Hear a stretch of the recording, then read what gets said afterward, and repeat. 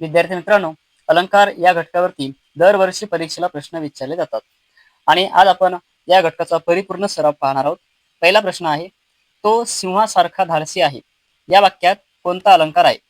रूपक, उपमा, अतिशयोक्ती, उत्प्रेक्षा. कमेंट बॉक्समध्ये आपल्याला उत्तर सांगायचं आहे. तर या प्रश्नाचं बरोबर उत्तर आहे उपमा.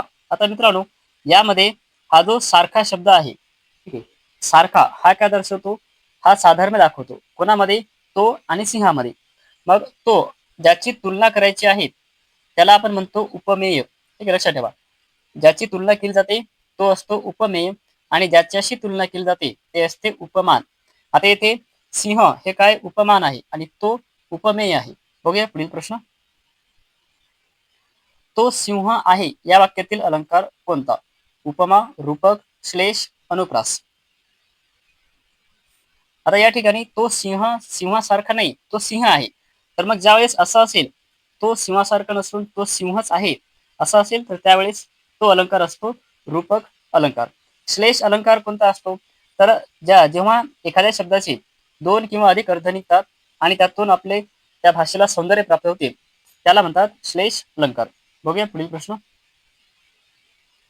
चंचल चिमणी चिवचिवली हा कोणता अलंकार आहे? तर यामध्ये शब्दांची पुनरावृत्ती, अक्षराची पुनरावृत्ती जिथे असते तो असतो अनुप्रास अलंकार. चंद्र जणू हसत आहे कोणता अलंकार आहे? हा आहे उत्प्रेक्षा अलंकार. जणू हा शब्द काय सांगतो? उत्प्रेक्षा अलंकार. तो इतका रडला की आकाश कोसळले. आता रडण्याने खरोखर आकाश कोसळणार आहे का? नाही. तर हा अलंकार आहे अतिशयोक्ती अलंकार. हरी हरला नाही. तर या ठिकाणी आहे श्लेष अलंकार. आताच मी तुम्हाला सांगितलं, श्लेष अलंकार म्हणजे एका शब्दाचे दोन किंवा अधिक अर्थ निघतात आणि त्यातून भाषेला सौंदर्य प्राप्त होते. आता या ठिकाणी हरी, हरी म्हणजेच विष्णू किंवा कृष्ण आणि हर म्हणजे शंकर किंवा हरणे किंवा गमावणे. आपण हर हर महादेव असं म्हणतो तेव्हा त्या ठिकाणी हर म्हणजे काय असते? शंकर असते. म्हणजे हरी. आता या ठिकाणी एका शब्दाचे दोन अर्थ निघतात, त्यामुळे श्लेष अलंकार होतो. कळकळ कळते मनाला. पर्याय क्रमांक बी यमक अलंकार. फुलासारखी सुंदर मुलगी. सारखी हा शब्द या ठिकाणी आलेला आहे आणि जेव्हा सारखी सारखा असा येतो तेव्हा तिथे अलंकार असतो उपमा अलंकार. तो माझा देव आहे. आता या ठिकाणी तो देवासारखा नसून तो देव आहे असं म्हटलेलं आहे, त्यामुळे अलंकार कोणता येईल? रूपक अलंकार. वारा जणू गात होता.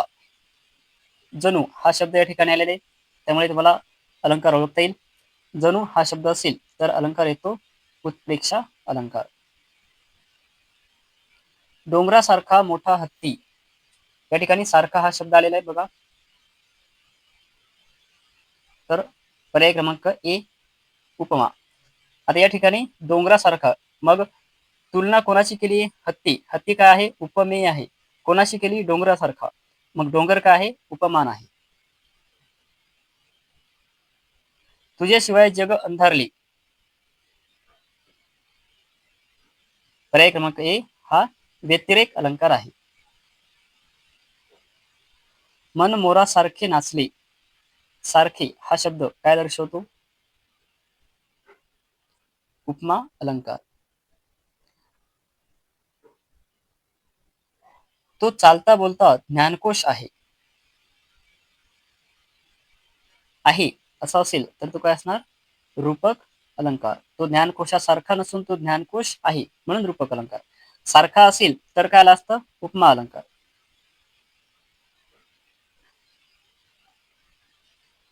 फुलले फुलले फुलराणी अलंकार ओळखा. अनुप्रास, यमक, श्लेष, रूपक.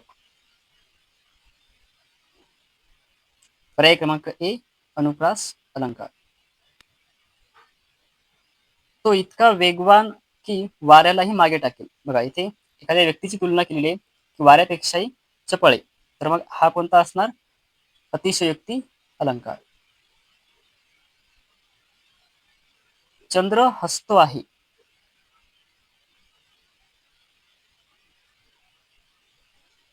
पर्याय क्रमांक बी रूपक अलंकार. ती माझी लक्ष्मी आहे. आता ती लक्ष्मी सारखी नसून ती माझी लक्ष्मी आहे असं असेल तर कोणता अलंकार येतो? पर्याय क्रमांक बी रूपक अलंकार. नदी रडत वाहत होती. उत्प्रेक्षा अलंकार, अतिशयोक्ती अलंकार, रूपक अलंकार, उपमा अलंकार. आता नदी ही निर्जीव वस्तू असून तिला रडण्याचा हा मानवी गुणधर्म दिलेला आहे. त्यामुळे इथे अलंकार येतो चेतना गुणोक्ती अलंकार. या ठिकाणी दिलेलं नाही, पण या ठिकाणी तो चेतना गुणोक्ती अलंकार हे लक्षात ठेवा. जेव्हा एखाद्या निर्जीव वस्तूला मानवी गुणधर्म दिला जातो तेव्हा तिथे असतो चेतना गुणोक्ती अलंकार. चपळ चिमुकली चिव.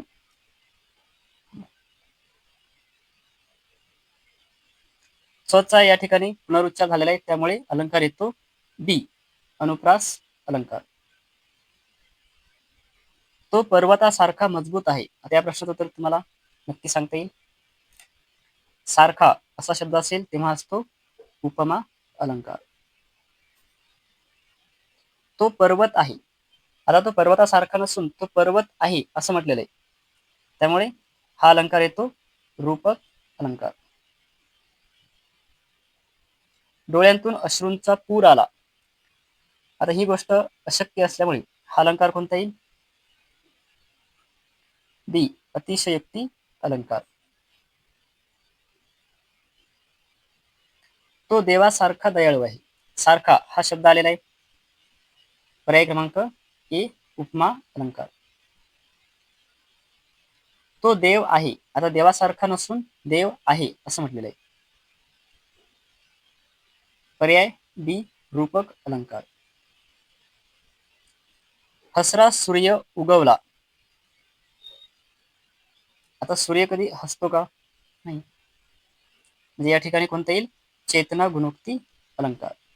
निर्जीव वस्तूला मानवी गुणधर्म दिला जातो तेव्हा तो असतो चेतना गुणोक्ती अलंकार. आनंदाने आकाश गाठले. बी पर्याय क्रमांक बी अतिशयोक्ती अलंकार. मोर मोर मोरणी. हा